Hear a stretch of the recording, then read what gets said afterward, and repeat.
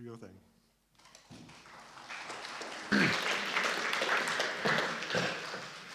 Yeah, thanks for clearing up the whole name thing. You try ordering a pizza. What's your name? Colm O'Mahony. Will you spell that? O apostrophe what? Some of these people have never heard of an apostrophe. And then finally, where do you live? Flukersbrook. Ah, here, you're having a laugh. So I'm afraid when I order pizza, I say Colm O'Mahony, I capitulate. So it's great to be talking to an audience. Normally I'm talking to medical students or junior doctors, so who never switch off the phones and are still chatting away to each other. So it's lovely to be talking to, can I use the word mature audience today? And obviously I was 30 years of the contest of Chester, STDs and HIV. And don't worry, I won't be showing any images of that kind of thing at all, so you can relax. Frank, there's Frank. I met Frank because Geraldine, Frank's wife, was a GP in Chester. And I met her once and I realized straight away she had the personality to do the kind of work that I do. To work in sexual health and HIV, you have to be kind, sympathetic, understanding, and compassionate. And straight away I realized Geraldine had these qualities, so she came and worked with me for a couple of years. And then I set up a football team, and Geraldine says, I have a husband who needs to get out a bit more. Can he join your team? He did. So Frank, you've been playing with us for what, 20 odd years? Yeah. And I grew up in Ireland, obviously, and I did science first, and then I did medicine. Graduated in 1981. And I worked as a scientist first, and then I started working in an STD clinic in Dublin. Technician I was working with came to me one day and says, Colm, the doc who used to do the STD clinic is gone off to dry out in St. John of Gauds for 6 months. That's the Priory equivalent. He said, we've no doctor. Will you come and help? And I said, John, I know nothing about STDs. He says, doesn't matter. We never had a doctor that did. I'll show you what to do. So I went to the clinic, and it was like St. Paul on the road to Damascus. It was divine revelation. I had a degree in microbiology, so I could look down the microscope. I could diagnose the conditions with 100% certainty. There was one treatment, and one treatment is all these patients needed. And then they left, and guys came in upset and distressed, and I could diagnose, treat them, and off they went, suitably chastised, but totally guaranteed cure. And there was no area in medicine that gave me that kind of feedback. So I thought, I gotta do this. Now, this was 1986, and as you know, there was no sex in Ireland at that time. So I had to come to Liverpool where there was loads of sex. And I worked in a famous clinic down on the Liverpool docks called the Seamen's Dispensary. It became a listed building, and that meant it was knocked down within 6 months. And it's now Liverpool One Car Park. And it was a great place to work because we saw STDs from all over the world, and it was just a great education. But I remember it was 1986, the IRA were still blowing up things, and I moved to England thinking, they're not going to like me here. But Liverpool, if you're Irish, it's not a problem, not a problem. And one of the first things I did, I said to this young fella, and tell me now, how long has it been since you last had sex? And he said, it's been 2 weeks, Father. The Irish accent, he thought he was in confession, it's just... And he said, sorry, Doc. I had to restrain myself from giving him 2 decades of the Rosary, 6 Our Fathers, and 3 Hail Mary. But I realized that the Irish accent was no problem. And I also realized that I can create an empathic, compassionate atmosphere within seconds with these upset and distressed patients. So, Father, of course, moving to Liverpool has its hazards. And, I used to have to go home a lot because I was the only one who emigrated. And the Irish ferry, let me tell you what happened one night. You know these ferries, the Swift, we normally try and get that, which is the fast one across the Irish Sea. But if it's windy at all, the thing doesn't go out. In fact, the first one was there at Holyhead for 6 months, and the locals call it the eternal flame because it never went out. And now us Irish call it the vomit comet as it bounces across the Irish Sea. So we booked that, drove to Holyhead, thing was cancelled, had to get the Iron Ferry, 4 kids in the car, oh God, on the Iron Ferry. It's now 5 o'clock in the morning, and the first thing you do is go down and have a big Ulster fry, the Iron Ferry, and then suddenly, is there a doctor on the ship? And I'm like, oh, for God's sake, what are the chances of syphilis in this ferry at 5 o'clock in the morning? So again, is there a doctor on the ship? And I'm like, oh. So I went, reluctantly I went up, because the kids were saying, Dad, you're a doctor. Going, yeah. And there was this woman at the reception from Togo in Africa screaming the ship down in French, and obviously about 2 years pregnant and in labour. And I'm thinking, oh my God, I was hoping for asthma or heart attack or something like that. So the person said, are you a doctor? I was in jeans. Yeah. And so we go to this huge first aid room, and I'm examining the woman. It's her second child, and she had a 3-year-old with her. So I thought, second pregnancy is going to be okay. I put a hand in, could feel it's coming head first. So, that's good as well, too. At this stage, the boat is going all over the shop, and we're passing the Isle of Man, and they say, should we pull into the Isle of Man? No, bloody hell, look at the time. I've got to get to Dublin. Keep going. Keep going, it'll be fine. And found the forceps, broke the waters, and baby got delivered. Wow, I was so relieved. And as I was holding up the baby, the way they do on telly and slapping it, I thought to myself, what's next? What comes next after the baby? The placenta. And as soon as you hear the word placenta, what do you think of? Midwife. And I thought, did you ask for a midwife? No, go and ask for a bloody midwife.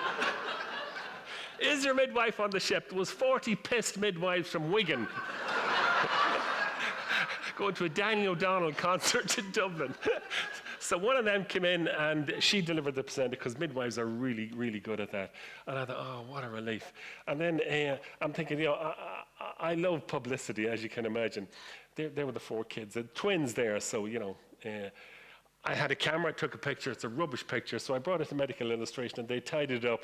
I thought, yes! And then I sent it into the hospital doctor, newspaper, consultant on hand, deliver baby on ferry. My mother was so thrilled. My son, the gynecologist, because she could never say, my son, the STD doctor, she didn't. So there, I sent her that, and then look at the local newspaper, Doctor at Sea sails through first birth, fame at last. My mum was so proud. The Irish Medical Weekly, a very good job for Doctor. Oh, yeah. Corny. So, anyway, then I moved to Flukersbrook in Chester, and I've loved being there. And do you remember the Chester Royal Infirmary? In those days, consultants had a parking space. Ooh. I didn't agree with it, but it was there. But look, they couldn't, Mr. Ian Harvey, orthopedic consultant. And what do I get under my name? A big blank. They couldn't bring themselves to put, clap doctor, venereologist, or whatever in the car park. So now, and then we all moved up to the contest. And my clinic was beside the day hospital for the elderly. And I came in one morning to find this notice on the door, discharge lounge. What? What insensitive person put that up on the door? So I went down to the day hospital and I said, look, get that sign off the door. It's ridiculous. Oh, yeah, it never crossed our mind that would seem a bit odd. So they changed it to discharge from the hospital lounge. So funny. Now, obviously, I came over in 1986. Dublin was a disaster zone for HIV and AIDS, because in Dublin, they would not do needle exchange. They said it was condoning immoral behavior. So within 2 years, 90% of the drug addicts in Dublin were HIV positive, infecting their girlfriends who were getting pregnant and having HIV positive babies. It was a nightmare. And this was from 83 onwards. When I came over to Liverpool in 86, there was only a handful of HIV positives, and it was gay men. Hardly any of the drug addicts in Merseyside ever became HIV positive. Extraordinary. Out of about 7,000 or 8,000, there's only something like 15 positive drug addicts in Merseyside and Cheshire because of the needle exchange scheme. It was just extraordinary. So I had a lot of experience, and so it was interesting for me to show this experience in Liverpool. There is now a danger. Anybody remember this? To us all. It is a deadly disease, and there is no known This was on national television every night for months. virus can be last in year, 19... sexual intercourse with an infected person. Anyone can get it. scared the living daylights out of the population. So far, it's been confined to Brilliantly, small groups, in my opinion. but it's spreading. Is it on the screens? So protect yourself. And read this leaflet when it arrives. If you ignore AIDS, it could be the death of you. So don't die of ignorance. So, and that leaflet was pushed through every door in the United Kingdom. Extraordinary.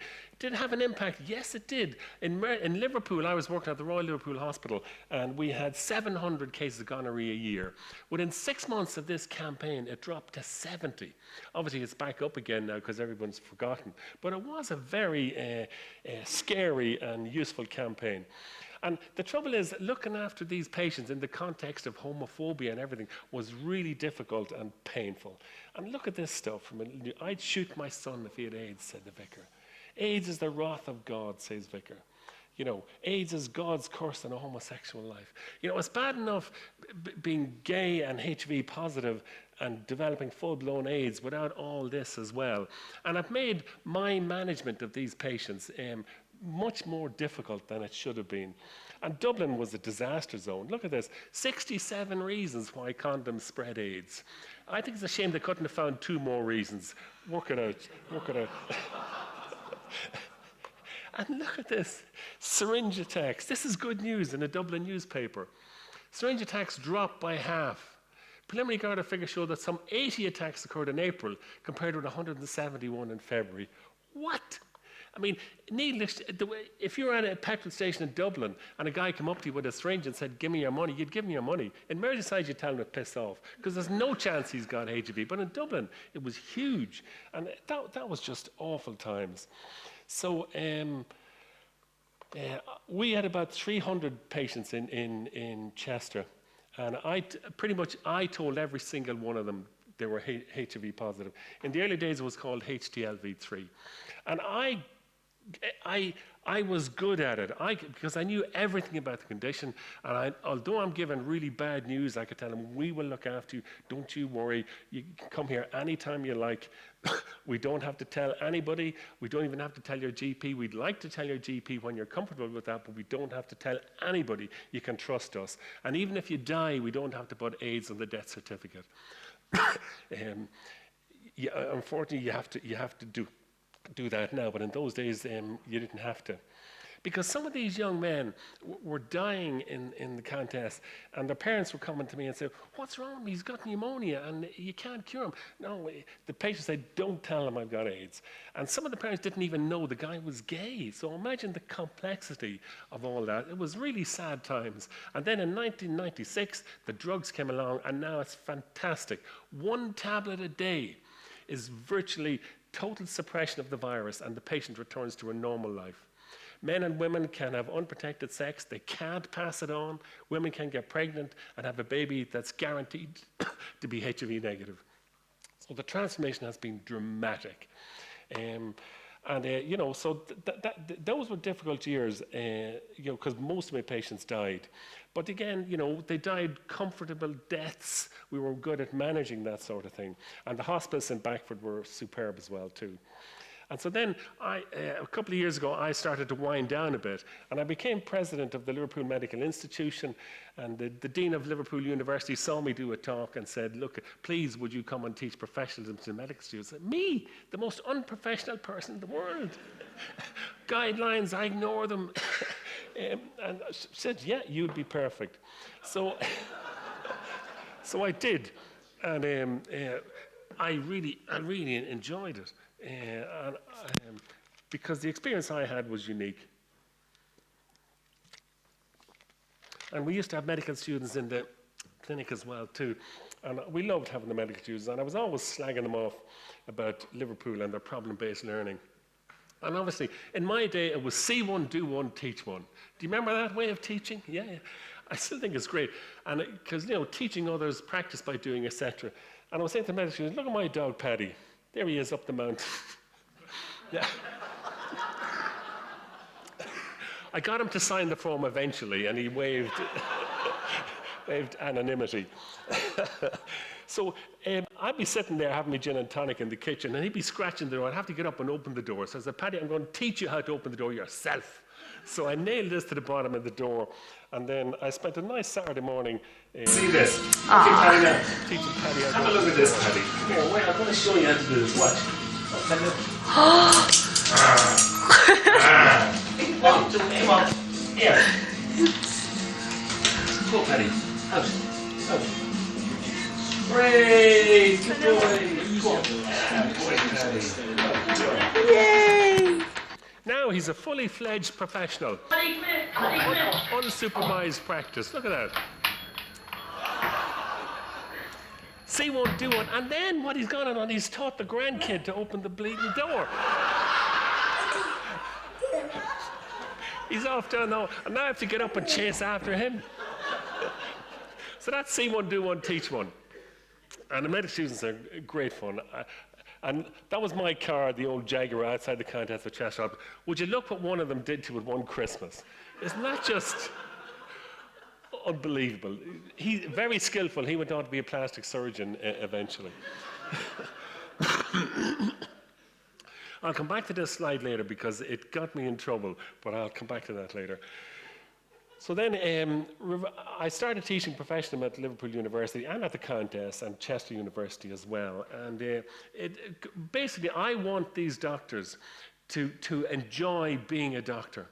There's so many burnt out, disillusioned, sad, depressed doctors and nurses with the current climate that it is, that it's a shame, and some of them are leaving and trying to get jobs somewhere else. But you can have a wonderful life as a doctor.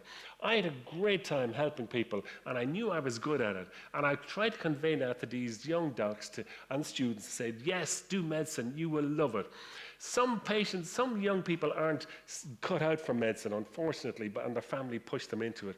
But even then, they can go into pathology, or dare I say, they can become a surgeon where you don't have to talk to anybody, you just do the job.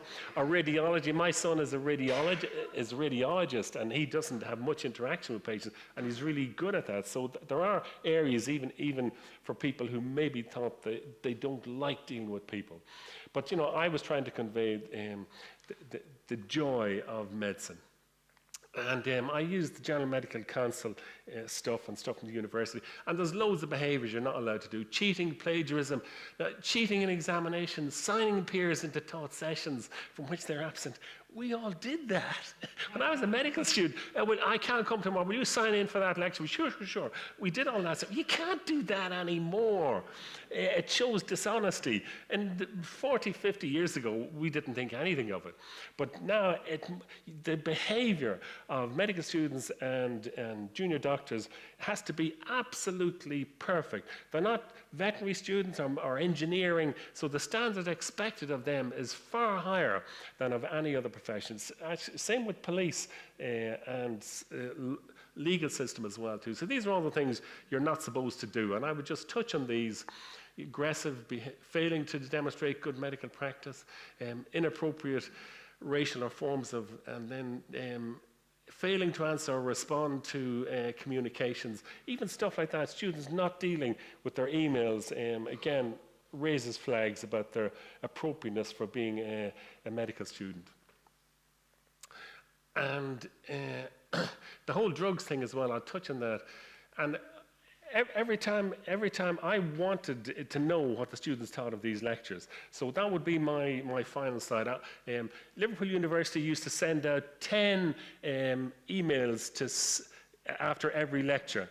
There'd be 300 students in the lecture here. Now, they're getting loads of lectures, so they couldn't ask them to give feedback on every single lecture. So they would randomly select 10 people and send them an email and say, what did you think of the lecture?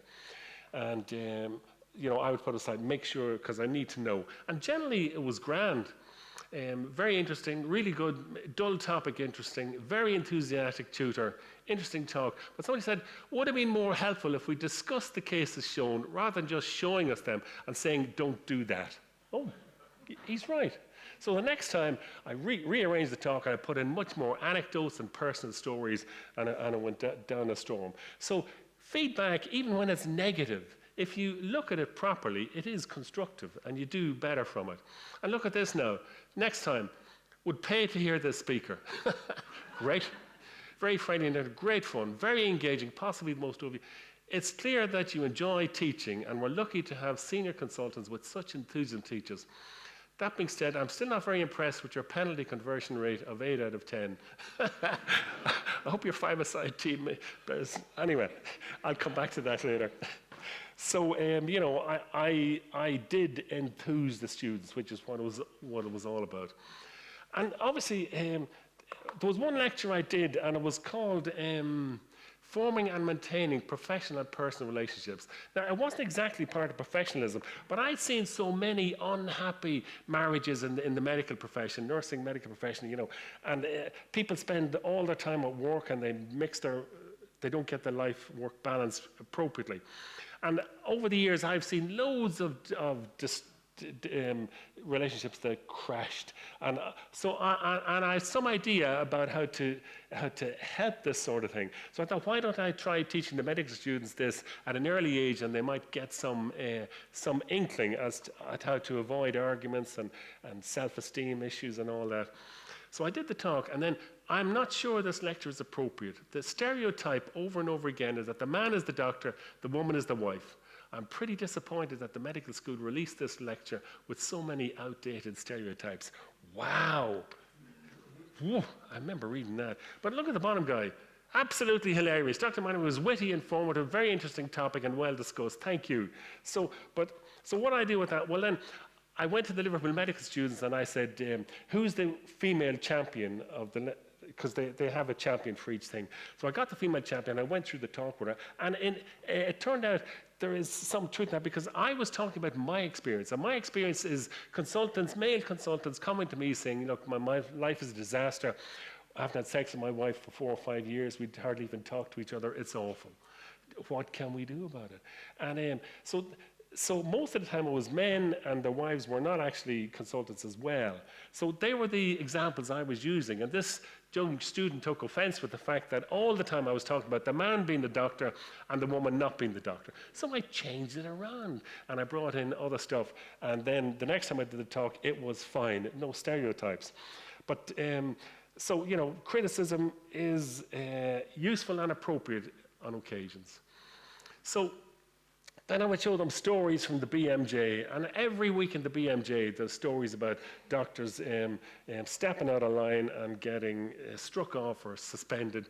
What about this guy? Surgeon made repeated sexual comments about staff, suspended for 9 months. He was doing colonoscopies, and he would ask the patients to assume the George Michael position when they had to bring their knees up to their chin for colonoscopies. Now, 60 years ago, I remember stuff like that happening in theatre, and people would say, you know, they'd cringe, but nothing would be done about it. That is not acceptable anymore. It should never have been acceptable, but it's not acceptable anymore. And, you know, he was reported to GMC. He used bad words like, you know, tribunal found he called colleagues effing bastards. I don't know how he wasn't struck off. But his next job, it turned out to be completely changed his demeanour, and he was just suspended for 9 months with to be looked at every year. This is outrageous. Senior hospital consultants use phrases such as going for a cappuccino to arrange sex with female staff. When I heard this, I couldn't believe it, but it's true. If you go into Google and Google cappuccino orthopedic surgeons Newcastle, all this stuff comes up. They were having sex in the outpatient department. I mean, just unbelievable. And sexual partners were shared between the two consultants. They were both married in the hospital in Newcastle. According to one source, the pair's codes words including going for a cappuccino to mean intercourse. Goodness. Now, I'd have thought they'd have been struck off. They weren't. The GMC, in my opinion, have been very aggressive. We pay £500 a year, every doctor, to keep the GMC up and running. So, and the GMC's main function is to make sure that doctors behave themselves and do not act inappropriately. So the GMC is not for doctors at all. It's totally, in a lot of medical opinion, very much against doctors. And there's not that many doctors in it. It's all lawyers, solicitors, lay people. And sometimes they just go out of line. I'll show one or two examples. But why they didn't take this case, I can't understand. The GMC decided not to investigate, despite the trust sending it an official referral. But this is more relevant to the medical students because they get in trouble over their mobile phone, their WhatsApp, Instagram, TikTok, and all that crap that they get involved in. And, they're taking pictures of each other. And I warn them, everything you put on Instagram, WhatsApp, and all those things is retrievable. And it can haunt you for the rest of your professional career. If there's an inappropriate photograph of you with a cone on your head, pissed drunk in some park somewhere, that's there forever. And if somebody takes a screenshot of it, it is there forever.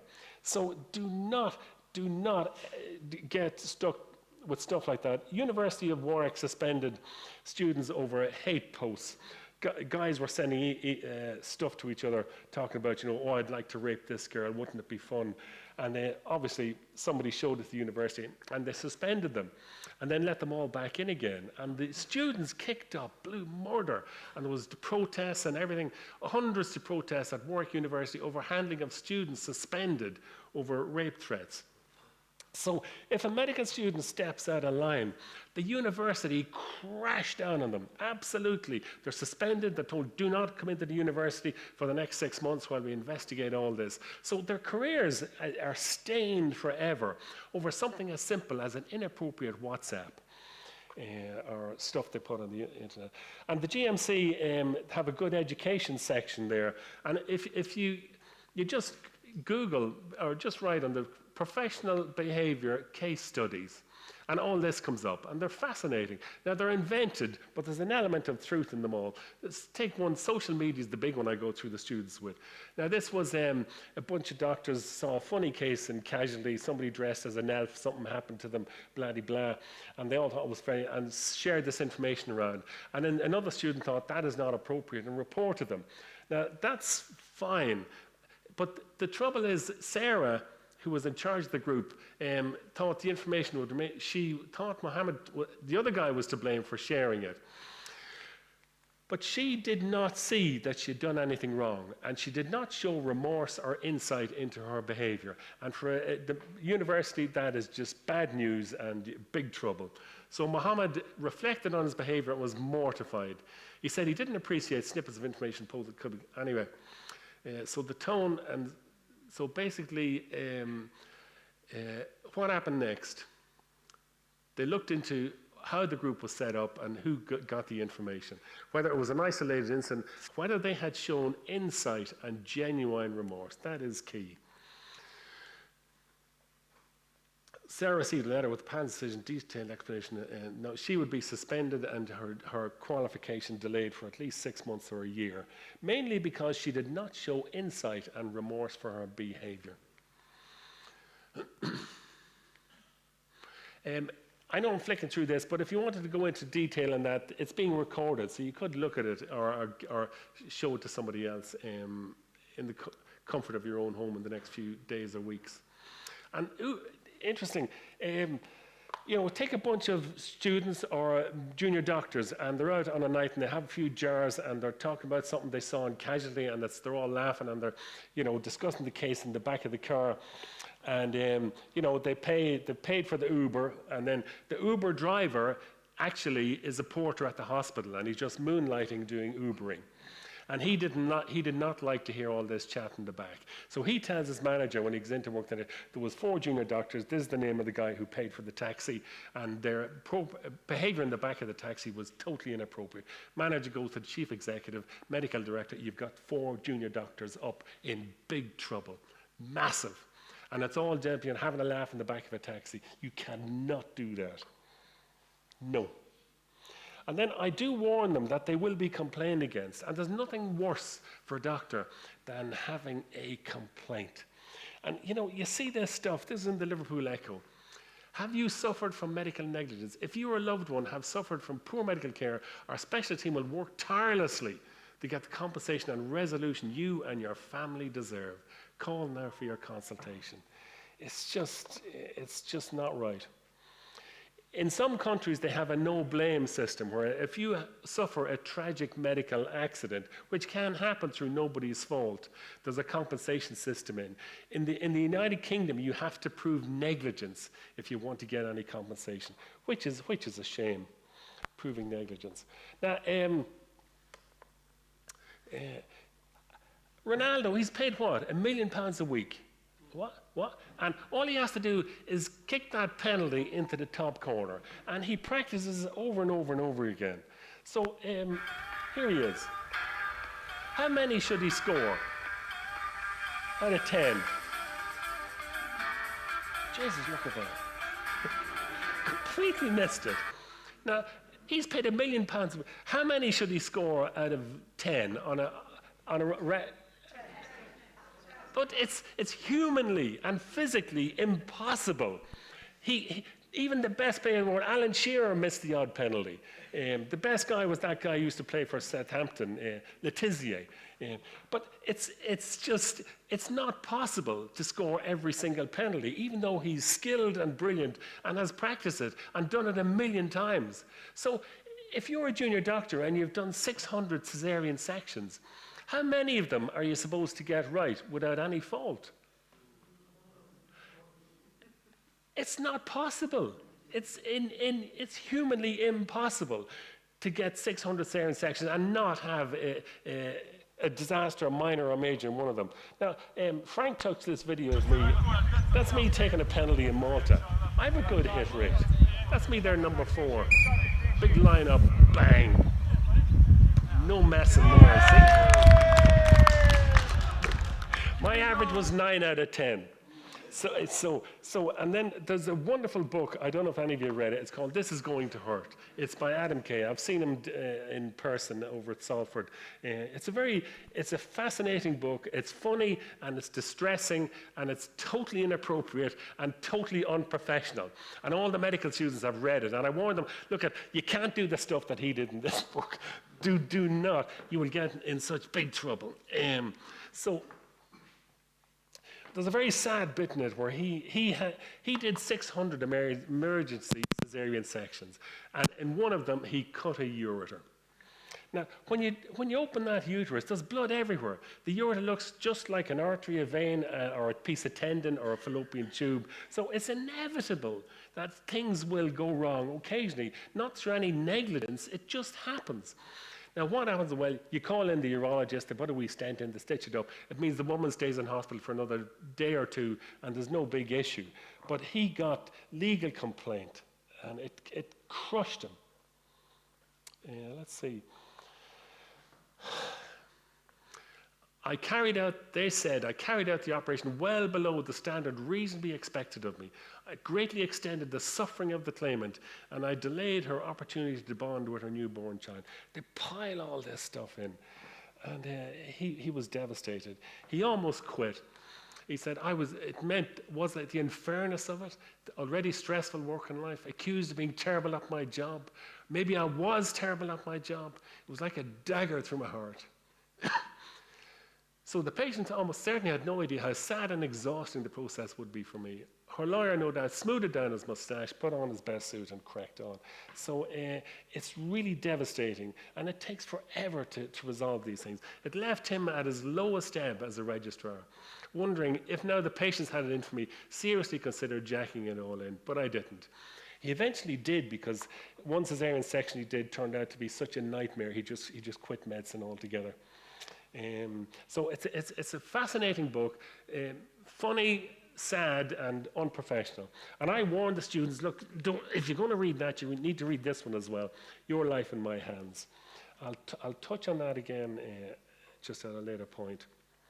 And what about students inappropriately accepting a police caution? Well, there's a medical student facing an investigation.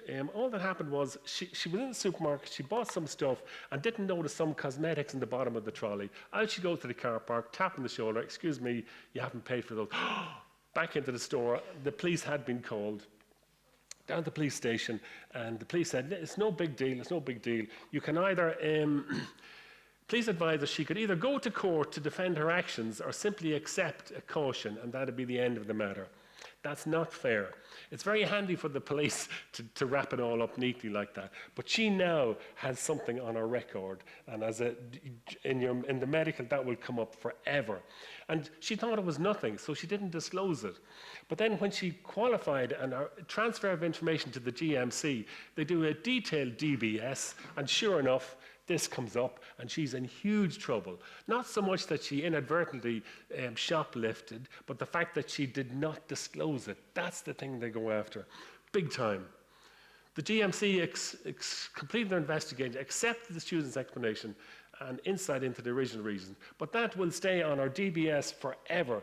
Now, I said she should have gone to court and protested and said, look, I've never done that like this in my life before. It was a complete oversight. I'm really sorry. I will never do it again. Look at my history. And the judge would say, fine, that's it, off you go. And nothing would have been on our record.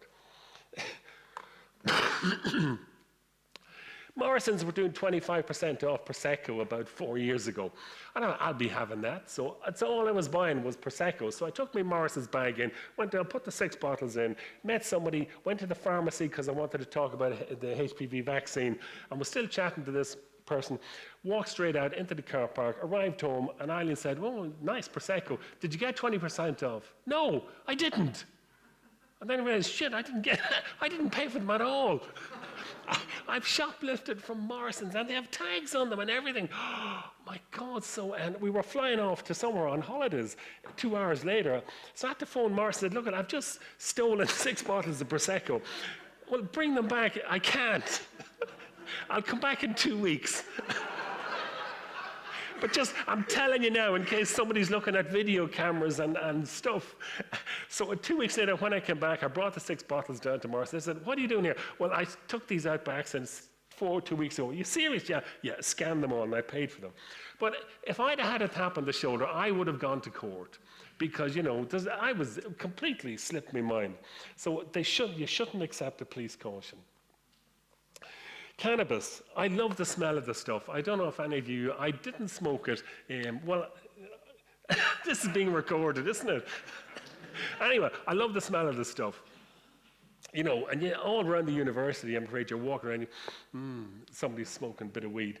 You all have your opinions about how harmful or whatever about it, but a lot of students at university will try it. And you will get a cannabis warning, and it'll stay on your system forever. And I warn them, suppose you're in a flat, you're upstairs with a mate, and there's engineers downstairs, they're having a loud, noisy party, and the police are called, the police come, they tell those guys to be quiet, and then they wander upstairs, and they smell the cannabis, knock on your door, come in, oh, what are you smoking there? A bit of cannabis. And the other guy says, yeah, well, he gave me some. And if you hand somebody cannabis, legally, that is considered dealing. Even if there's no money or any favors exchanged back, if you hand somebody cannabis, that is considered dealing, and it racks it up even higher, and you can be in big trouble. So I have to warn them, junior doctors, medical students, do not smoke this stuff. Do not get caught. There's a lovely thing from the Royal College of Physicians, Advancing Medical Professionalism. Now, I won't bore you with it, but I do have to show this stuff to the medical students. I'll pick one that was of importance to me, and it's Doctors as Advocate. Because sexual health services were in the doldrums, and then the government, we discovered a vaccine for HPV, which would stop cervical cancer and genital warts. And we were going, wow! I mean, I've treated thousands of patients with genital warts. Very upset, very distressing condition. It's harmless, but it's still very distressing. And the vaccine is 100% protective. Not 99%, 100% protective against genital warts and almost certainly cervical cancer as well. The government chose the vaccine that only does cervical cancer. So I was chairman of our National Association with the Kick Off Blue Murder. Went to telly and then went to see the politicians, and we eventually got them to change the decision. And now they're using the quadrivalent vaccine, and it'll soon be a 9-valent vaccine. So if you've nephews or nieces or grandkids or whatever, and the parents are wondering, oh, should they have this vaccine? Absolutely yes. if in the United Kingdom we could completely get rid of cervical cancer within the next 20 to 30 years, if all these youngsters, and they're doing boys as well now, get the vaccine. And it looks like even just, it's been a fantastic success, and I'm proud of the fact that I got the government to change their mind and use the proper vaccine. And now just one dose will do. The other thing, this was the STD clinic in Crewe Hospital. Can you believe that? I went to see it. A dump of a porta cabin. Now this is 22 or 3 years ago, and I was appalled. And I went to the government. I said, look, there are clinics around the country that you should be ashamed of. And they said, I said, come and look at this. They came up and looked at that, and they were shocked. And that's the same clinic 2 years later, completely transformed. So loads of money came into sexual health and services to get rid of all these porta cabins and upgrade the services. And I had to do a lot of media work, which was great fun. I'll show you some of the stuff. I did a program with Davina McCall called Let's Talk Sex, about trying to get sex education into schools. She's a gas woman. I think we had a bit of an impact. And finally, a few years ago, they made sex education compulsory in English schools. Now, we're not talking about sex like what goes where. We're talking about raising self-esteem and understanding the hazards of having sex at an early age and teenage pregnancy and the impact on your life. That's what sex education is about. And Stephen Fry came to Chester. It was lovely meeting him. He did a program called HIV and Me. And nice man. And I was saying, Stephen, I'm an author too, you know. I've written a few books. Really? Yeah. This was the first one. It's called Which Wart? Hotly followed by What Wart? And I was looking at the picture. Now, you don't want to see these. I go, oh my God, Colm, these are awful. And I said, no, Stephen, they're heartwarming, consoling pictures of before, during, and after treatment, you know. And he said, oh, I don't know about that. I don't know. And then I got him to sign one of his books for me, and look what he wrote. To Colm, a marvel, a hero too many, but a man just a little too prone to show you his genital warts. I'll show you one other thing I did. It was a program, and I was hoodwinked into this. Channel 5 came and said, we're doing a program called The Science of Sex. And I said, great. And they came to Chester, lots of videos and showed slides and stuff, and it was grand. Heard nothing. And then about 2 years later, I met an orthopedic surgeon. Hey, Colm, I saw you on the telly last night, the porn channel. Whoa. I was going, what? He said, yeah, The Girl's Guide to 21st Century Sex. Great. I was like, oh my God. That's what they're calling it now. Yeah, and you're in it. So, you know, it was sensible enough, I thought. This is Catherine Hood, who fronted the program. And then and then it started off with people having sex and those endoscopes attached to the bits. Now, I'll flick through those too quickly because you don't want to see them. And then I come on, like Father Ted Killjoy, warning about the dangers of gonorrhea and warts and stuff, you know. God, oh my God. And I was watching this with my wife sitting on the couch the next week thinking, oh my God, this is awful. And 6 programs, God. So I didn't know what to do. So I thought, do I say nothing and just, you know, keep my head down? I thought, no, you can't do that. Somebody would have seen it. So I emailed the hospital. There's a hospital email that you're only allowed to use in dire emergency, and it's all staff. And I said, this is a dire emergency. I didn't know this program was going to be this outrageous. Please forgive me. My bits are sensible, but some of it is way over the top, and I didn't realize it was going to be like that. So now the first week, 20 people saw it. The next week, 2,500 people from the That's instant fame again, of course, yeah. And my poor kids, they were at the Catholic high school up there, and they're, oh, Dad, that fucking program is just... And one of my sons came over, he said, me mate Luke, he said he was watching that Girl's Guide thing, and it was really doing it for him, and then your dad came on. So the kids have a lot to get used to. I did a wee piece for them, too. And then just...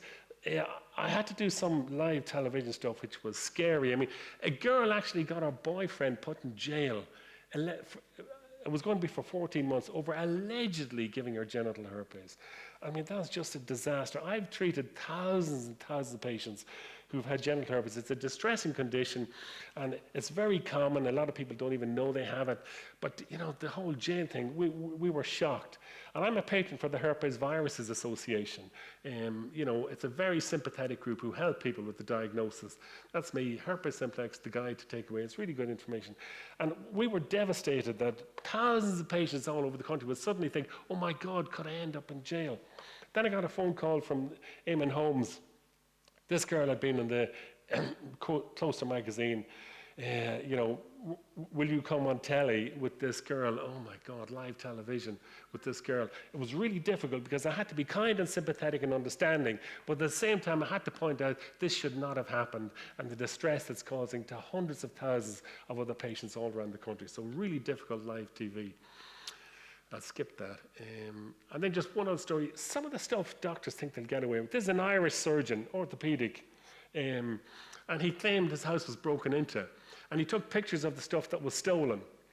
And then the police got the pictures, and when they went into the detail of the JPEGs, they found the pictures were taken in Ireland. So he had actually brought the stuff from England in Ireland and then said his house had been robbed. But yet, all the information was there on the pictures. So he ended up in jail. That's the stuff he moved to his house in Ireland. I won't go into detail on that one. It's nice to touch on this. Some of the doctors, am I allowed to hug patients? Who in the room is a hugger? I'm a hugger. It's great to see it. When I ask the medical students, about 5 out of 300 put their hands up. And I say, who's not a hugger? And who sits on the fence? Well, what do you think about doctors or nurses hugging patients? I think at times it is entirely appropriate. I've hugged hundreds of patients. You know, because you had gay men who, if they went to somebody's house and had a cup of tea, they knew the cups were going to be thrown in the bin, they wouldn't be washed, you know, it was all that stuff. So for these people to be hugged by somebody who's looking after them meant a lot. So I would be very quick to hug. If I saw the patient was upset or distressed, I think a hug is wonderful. And so obviously it's appropriate. Hugging a teenage girl, no, not on. But you can see it. And if a patient comes to you who's been upset and distressed, and you calm them all down and you sort them all out, they are so grateful. And if they come towards you to give you a hug, what are you supposed to do? Ah! No! I'll shake your hand. No hugging. So it's a fine line. And interestingly, people will recognize if you're a hugger or not. I mean, some of my friends, I know they don't like being hugged, but I still hug them. I think it's good for them. But you can sense it, and patients can sense it. So if you're a kind, sympathetic, understanding doctor, and you like hugging, that will come across. And when the patient gets up, they will come to you to give you a hug. Now, if you're a kind, sensitive doctor, but you don't do hugging, that will also be apparent to the patient, and they won't come to hug you. So, you know, you have to, the GMC and the Medical Defence Union say it's a tricky area, but be careful, but it is okay to hug a patient. And then about the GMC, 5 minutes to go, Frank, yeah? The GMC are always trying to get doctors struck off. You know, this consultant, orthopedic surgeon, I don't know why it's always orthopedic surgeon, invited a foundation doctor to view teaching presentations, but instead kissed and hugged her. The tribunal found his behaviour to be sexually motivated, fitness to practice impaired. But before the tribunal considered a sanction, the doctor held a series of presentations on his inappropriate conduct to the whole hospital. How mortifying must that have been? Showing remorse and regret and saying how foolish it was, and people need to watch out for this. So they took that into consideration, and the Fitness to Practice Committee said it's okay for him to continue. The GMC tried to get him struck off. Even after this, the GMC argued that the charges required a serious sanction, and the tribunal had not followed guidance on upholding public confidence. But yet the judge said, no, he does not need to be struck off. Back off, GMC. So, this is interesting. A doctor needed a new laptop, and she phoned the chief executive. He said, yes, we're getting a batch in, and I'll keep you in mind. So when the laptops came in, she phoned medical IT and said, look, I was promised a laptop, can I have one? And then somebody said, were you really promised? And they went back to chief executive, and the chief says, well, I said I'd keep her in mind. So the GMC got stuck in, and the medical practice committee, and she got suspended for a month over something as outrageous as that. Now, this happened last May, and it caused uproar in the medical profession. It cost about £20,000 to investigate this case, and the doctor was suspended for a month at a time when we need doctors like nothing else. So the GMC came out of this really, really badly. And it just, to take you back, I have to warn the students as well too, that you will meet people who don't like you. As a nurse or a doctor, you will come across some manager, another nurse or whatever, who don't like you. And you have to appreciate that and understand it and be careful. And humor is not universal. So what you think might be funny, somebody else mightn't think it's funny. So be careful. There was a trust I had to go to a meeting to, and I'd been to that hospital before, and it took me 40 minutes to get a parking space. But the manager of the sectional health service says, you have to come. I said, okay, but will you get me a parking space? He said, oh, right, I will. Send me your card details. Now, I should have sent him that picture, but I didn't. I sent him that one. Thinking he'd like it. He was incandescent with rage. I was in the middle of a clinic, the phone went off, he said, how dare you send me an obscene, pornographic image on my NHS email? I'm disgusted. I was like, oh my God. He said, I've been trying to report you to personnel, but it was Christmas and it was snowing. I said, good luck with that. So I didn't know what to do, and I thought, oh my God. And it was just 4 months before I retired. I thought, this is awful. He's going to report me to tribunals, and I'm going to be in huge trouble, because he couldn't make a meal out of this. And I wondered, was he being outraged because he didn't like me, and he thought, finally, I've got a chance to nail you. So what did I do? I reported myself to the GMC. I told my wife the next day. So I sent the GMC the picture. I sent them the apology. I showed insight and remorse, you know, the two things needed, and I would never do it again, and I'd never show the picture again. Excuse me. We're all friends here. And sat back and waited. And to my delight, somebody in the GMC didn't think it was a problem. We note you apologise. This incident does not in any way reduce your fitness to practice. We appreciate your... I also hope the medical students behave themselves if they decide to play in the snow while you're parked at the trust this winter. Smiley face. Smiley face from the GMC. This is genuine. Wow. So I had that in my back pocket. So if the guy kicked up trouble, I thought I needed to have that. And then finally, there's a Dr. Rachel Clark. She's a hero of mine. And she's written some wonderful books. I said, she was a BBC reporter from the war zones. And then she went on, came back and did medicine. And she wrote this wonderful book, Your Life in My Hands. It's a glorious book. And if you have any nephews, nieces, or grandkids considering medicine, definitely this is a book you should get them. It's wonderful, and it really encourages people to do medicine, but it shows the reality of it. And then now she's a consultant in palliative care. And she wrote this book, Rachel Clark, Dear Life. It's a fabulous book. You will be in tears. You'll be in tears reading it, but it's good for you because the one thing that's needed in medicine is kindness and empathy and compassion. And I went to a book signing of hers, and she wrote in the book, kindness matters. Yeah, and it does, it really does. If you're not kind to your patients, you won't have a happy life as a doctor. Dear Colm, kindness matters. And one famous doctor said, you will meet doctors who are prettier than you, who are more intelligent than you, but you don't ever have to meet a doctor who's kinder than you. Isn't that nice? So, and just, sorry, one last case, I definitely will finish. This is a young woman who was a regular blood donor. She was told, there's a problem with your blood donation by the Liverpool service. Go and see Dr. Manny in Chester because you live in Chester. So she came to see me in Chester, and it was just a shock. So can you read that? Was that a no? It's an oh dear. Well, because I'll read it out, but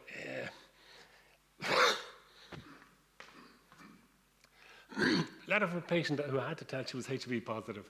It was a shock result as she had no risk factors. She had donated blood and was told there was a problem, go and see me. In those days, the treatment for HIV was so poor that we only used it when there were signs of immune damage. So for 4 years, I could do nothing, but every 3 months, reassure and monitor. I didn't realize how important that had been to her. So this letter was very touching. It just shows the power of a therapeutic consultation. She agreed to let me use this extract from a 4-page letter to emphasize this aspect of care. 4-page handwritten letter. The writing was beautiful. I'd love to have shown the letter, but somebody might recognize the handwriting. So I just... Dear Colm, thank you so much for being there for me over the last 17.5 years. I want to thank you so much for so many things that you're probably not aware of. You gave me hope when it felt like my world had been turned upside down. You were kind, caring, understanding, patient and reassuring. Sometimes when walking into the hospital, I felt as though my heart would jump out of my chest. But your calming, gentle manner and compassion always meant that I left the hospital rebalanced, hopeful and back on track. It wasn't like a clinic, it was a warm, friendly and homely, as welcoming as could possibly be. I generally don't know what would have happened to me if I hadn't been lucky enough to come to the contest and met you on that day back in January 2001.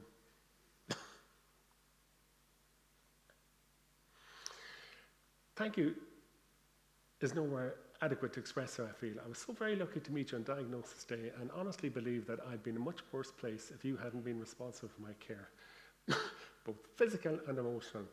Knowing that you and your team were only a phone call away or a visit away was so empowering and provided a safety net. I am truly grateful to you. Have a great retirement.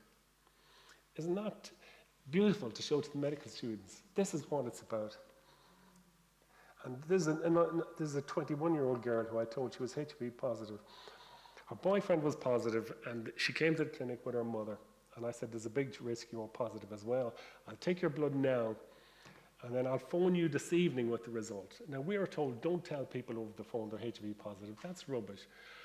She'd be at home with her parents, and I'd phone her, and that's how we did it. And then the next day, I saw her and her mother and her dad, and we had a long chat. But she actually, after I told her she was HIV positive, she sent me that text. So, you know, I was good at breaking bad news. So what do the students think of stuff when I show them stories like that?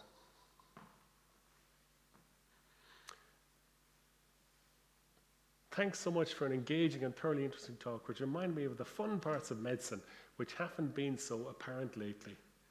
I can confirm I wasn't paid to give this review. There's another story behind that. One of the most interesting talks in a while, light-hearted, inspiring. Genuinely, felt like listening to a podcast. Such a good lecture. A colleague said, listen to a podcast. So I think I did and show the students what life in medicine can be like. And look at this one. This is the best professionalism lecture I've ever received. The authenticity of the doctor made me realize why I wanted to study medicine in the first place. He's refreshed my passion for the subject. He shared his experiences, which I think are invaluable for my future professionalism at work. Thank you so much for bringing someone so interesting and so real into the lecture day. I only wish I had these lectures in my first year. Grand, so I was doing the business. So, it's been lovely talking to you today, and I'm sorry I cracked up a bit, but that's the way it goes. And I'm quite happy to take comments or questions, and if somebody wants a quiet word with me, you know, that's not recorded, I'm happy to, I'm happy to do that as well. So thanks very much for listening to me.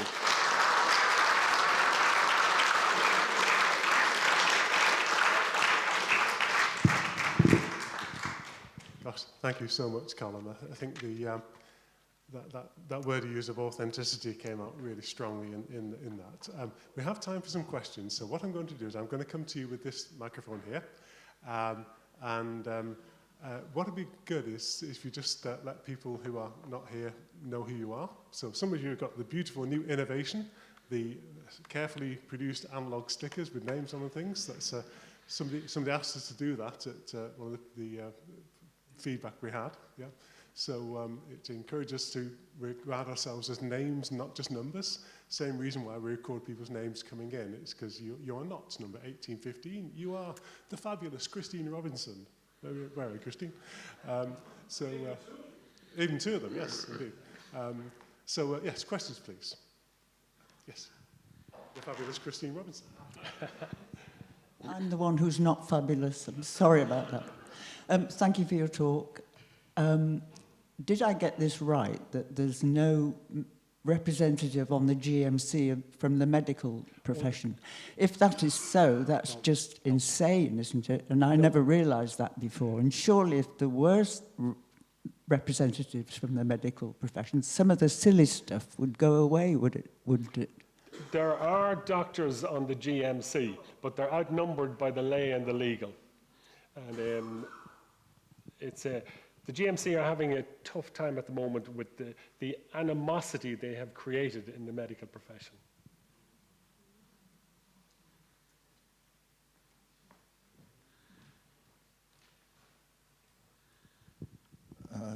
Good morning. My name is Ken Knott. Recently moved to Chester, but I originate from Liverpool originally, a long time ago, and I used to be an Everton fan, and on the subject of penalty taking, in the 50s, Everton reckoned they had a player who never missed a penalty. His name was Roy Vernon. Unfortunately, his preparation for match day was to have as many pints as he could drink, so he wasn't a very good footballer, but he always took the penalties. Interesting, yeah. I must Google that because I went back as far as I could, and Matt Letizia seemed to be the one who has missed the least penalties. But I'd love to check that one out. I don't think 4 pints of lager is a good preparation for a Premier League. Yeah. I think it was more like 8. Yeah.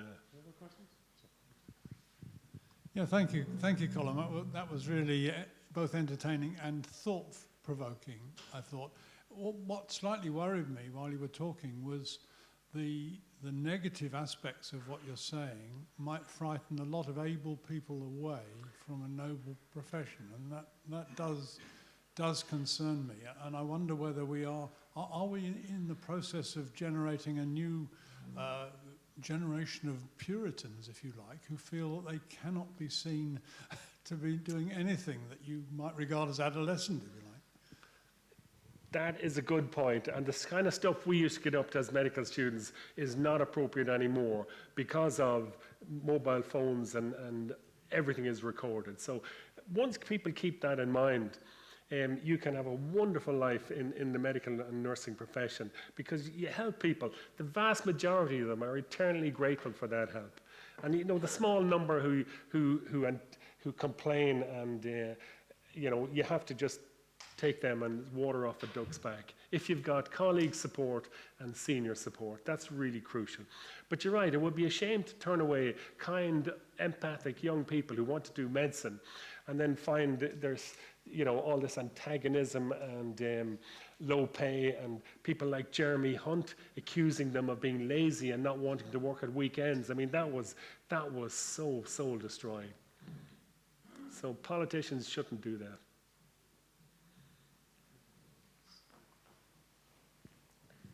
Oh, thank you very much for the talk. My name's Don McIntyre. We hear a lot now about mental distress in young people, perhaps related to COVID and the lockdown.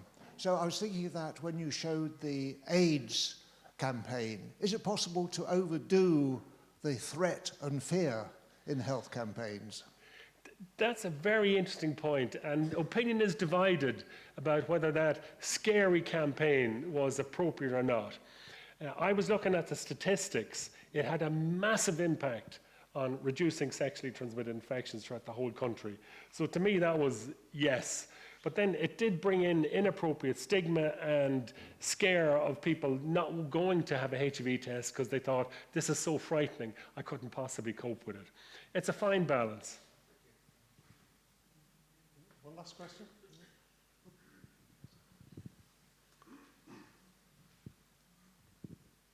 Thank you. Hi, my name is Steve Telford, and I have a son who's a junior doctor. In fact, he's trained to be an orthopedic surgeon. So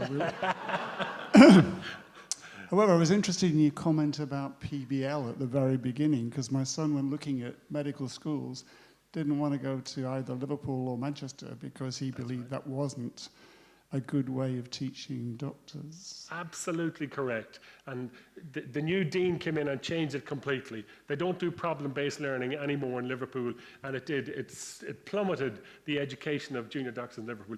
Good junior doctors, good medical students will thrive even if there's poor education. But Liverpool certainly plummeted. It's back up there now. They don't do problem-based learning. You should buy him those two books, Your Life in My Hands, and the other one, Dear Life. Gorgeous books. I'll leave it up here if anybody wants to flick through the pictures. This book, I produced it as an educational thing. I give it out free to all the clinics, so it wasn't... Okay, now I have a question. Geraldine, you worked with me for several years, didn't you? And I don't know if you're in at the beginning of the talk, but I said I recognized in you somebody with compassion and empathy, and you'd be perfect for the job. So it was a happy place to work, wasn't it? Absolutely. It was the best fun. And when I told people I was working in the sexual health clinic or the genital urinary clinic, people would want to take a step backwards because that's not what a good Catholic kind of doctor would do. But yeah, great place. Lots of lovely memories. But also the caring aspect. And, yes. and it wasn't just obviously yourself as the lead, but I'm sure that's part of it. The whole staff just were focused on doing the right thing for the patient, totally professional, but with a huge sense of fun. Yeah. That actually percolates most of healthcare, doesn't it, really? Yeah. We just don't get to know that. You always get to know the bad news and the complaints and things. Most people are in it genuinely to help people. Thanks for mentioning that. Thanks, Shirley. Most of the junior doctors who've ever worked with us in Chester have said what fun it was working in that clinic. And you would think half the patients, you said, and what's the problem? They just start crying. You know, so to be able to cope with that and deal with that, if a patient cries in front of me, I feel great. I've created an atmosphere here that allows the patient to have a crying catharsis, and they will feel better for it. I don't get embarrassed or upset. There's boxes of tissues, and we work our way through it. So it was a delight working with you, Geraldine. Yes, sir. Thank you for that. I should add